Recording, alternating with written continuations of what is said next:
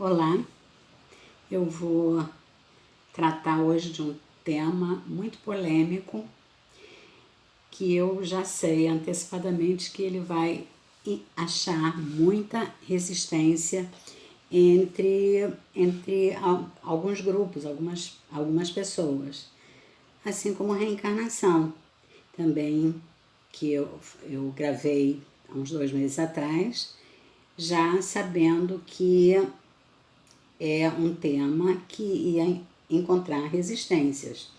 Eu só gostaria de lembrar que temas como reencarnação, eles são,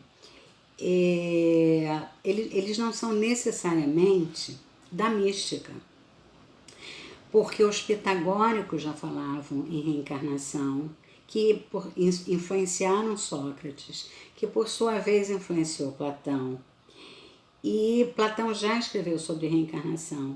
Então nós estamos tratando de temas, não só esse tema da reencarnação, mas eu acho que de uma maneira geral, né, os vídeos do meu canal, eu acho que eles estão numa fronteira entre o misticismo e a filosofia. Então eu acho possível, né? Quer dizer, mesmo que o tema encontre resistência entre alguns grupos não religiosos ou não místicos, abrir uma possibilidade, abrir uma brecha de ouvir, né, com uma audição mais filosófica. E o tema de hoje, ele vai ser mais polêmico ainda, né? Tem e não tem a ver com reencarnação, não é a mesma coisa. São dois conceitos diferentes. Reencarnação em hebraico é Gilgul. Gilgul é rotação, quer dizer, a rotação das almas. Então são almas que encarnam num corpo e ali ficam definitivamente durante o tempo de uma vida. Quanto tempo? 90? 100? Né? No judaísmo se diz 120, que é a idade de Moisés, mas permanece no tempo de uma vida. E o conceito de hoje não é Gilgul. Gilgul é roda, né? Gilgul é Galgal, Galgal é roda, Gilgul é rotação. Então, rotação é a rotatividade, a reencarnação, a ida e a volta das almas ou das partes das almas. E o tema de hoje é Ibur. Ibur também tem a ver com alma, né, com espírito, tem a ver com espírito, mas não é exatamente uma reencarnação nos termos que nós vimos no vídeo de reencarnação, porque essa alma, esse espírito não se instala no corpo definitivamente. É por vontade própria, um espírito ou uma parte de um espírito.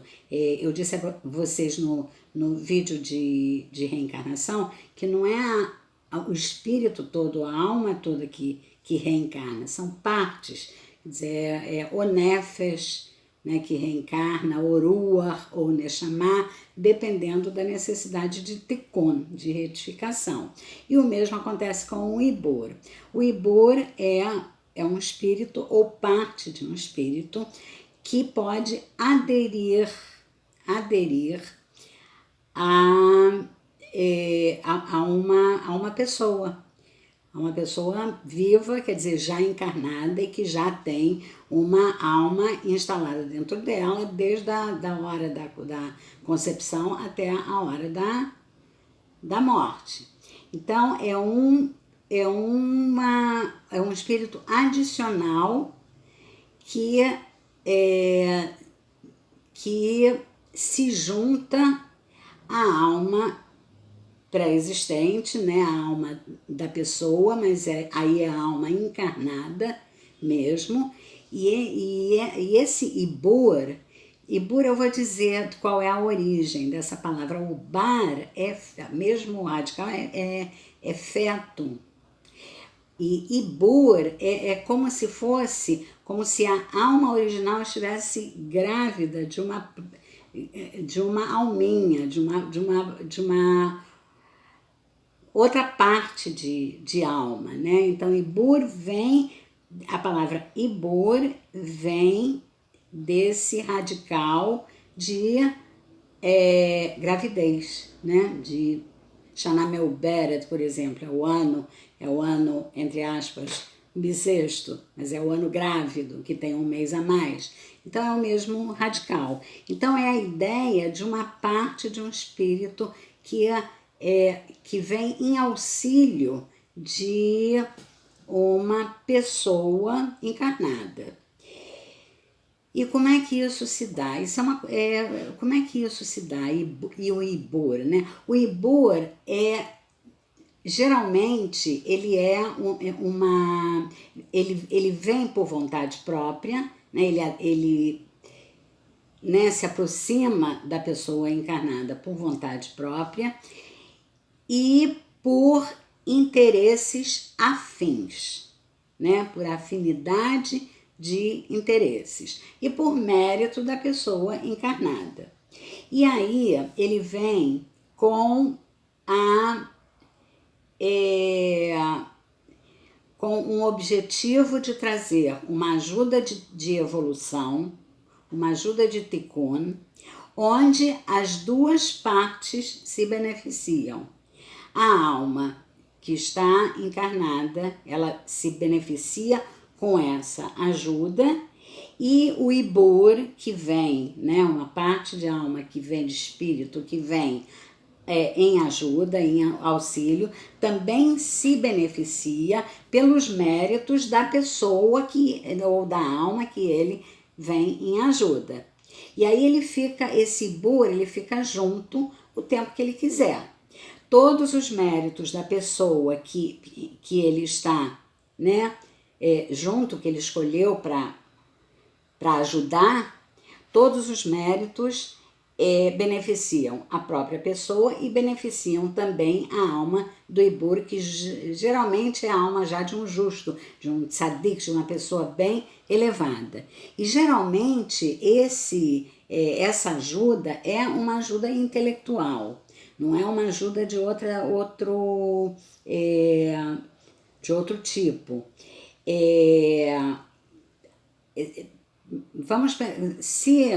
Eu disse afinidade de interesses, né? Por que se aproxima esse Ibur? Por que essa parte de espírito se aproxima de uma pessoa com uma alma já encarnada? Então, dissemos antes, por afinidade de interesses afins, mas esses interesses são interesses intelectuais, né? Interesses intelectuais, criativos, produtivos. Lógico que, em termos da Cabala, a Cabala dá uma ênfase a uma ajuda no entendimento das interpretações mais sofisticadas das escrituras. Mas eu entendo, né, eu consigo estender isso para outros assuntos intelectuais também, outros estudos que sejam úteis para a humanidade. Assim, eu vou dar um exemplo, né? A pessoa que está com Ibur, ela não sabe que ela está com Ibur. Mas o que acontece? Um sinal nunca aconteceu, geralmente, sei lá, para professores, palestrantes, assim, de alguém fazer uma pergunta e a pessoa, isso já aconteceu comigo, a pessoa nunca ter pensado no assunto.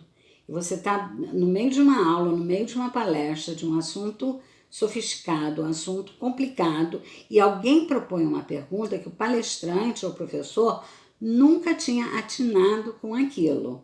E ele consegue elaborar uma resposta de improviso. Né? Então, ele traz uma resposta e aquilo se torna a verdade dele.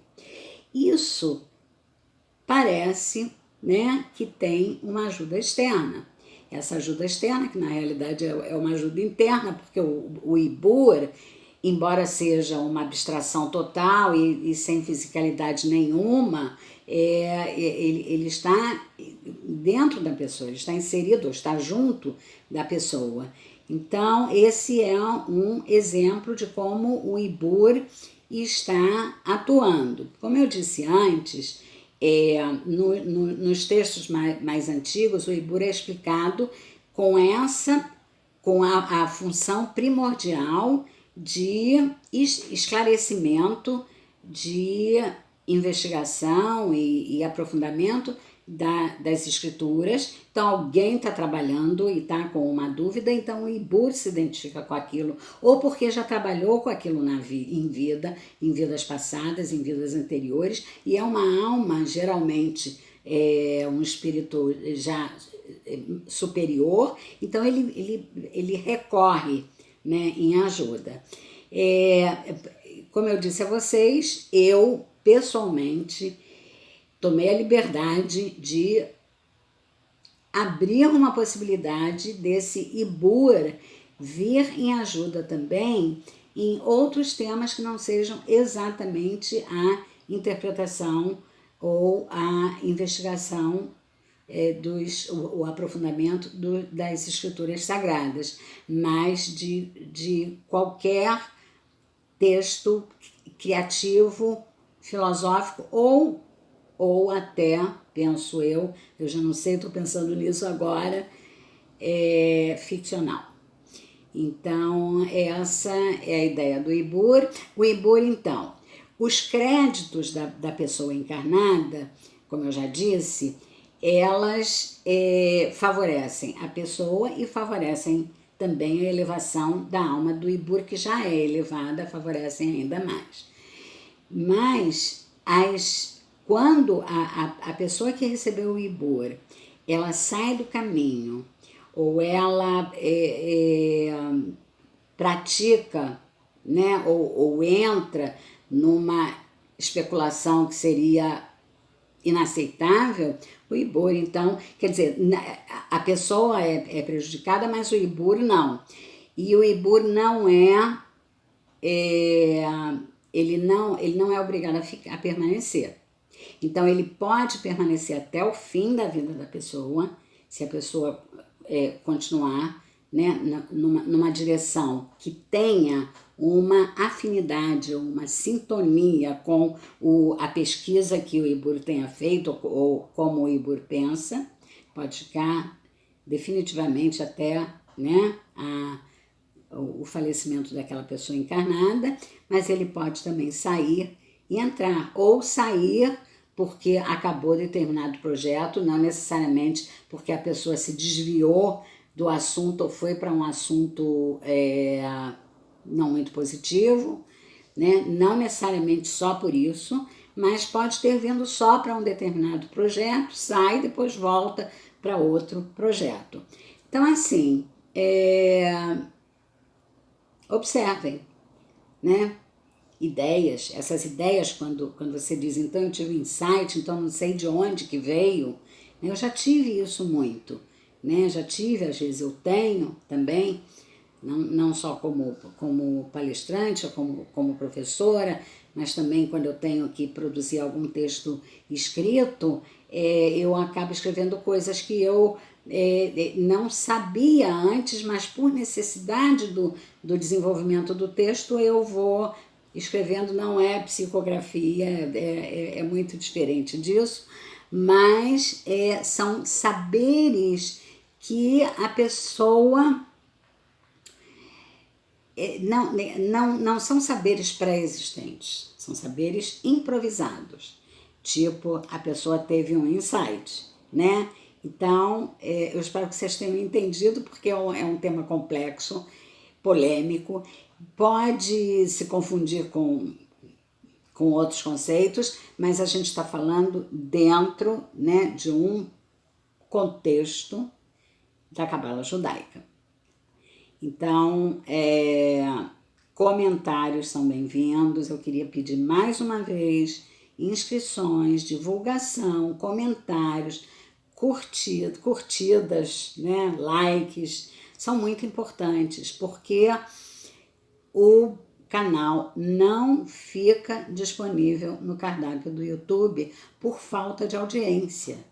Então, é um canal com público-alvo muito específico. Então, esse público-alvo que se interessa pode aumentar o fluxo do canal, dos vídeos no YouTube, ficarem visíveis dentro do cardápio inicial. Então, eu peço isso e peço também comentários e perguntas, sugestões para os próximos vídeos, embora eu já tenha um tema para o próximo vídeo, fiquem atentos. Muito obrigada para os que ficaram até o final e pensem no assunto. Se alguma vez vocês já tiveram essa sensação de uma ajuda ou de um improviso. Tchau, obrigada.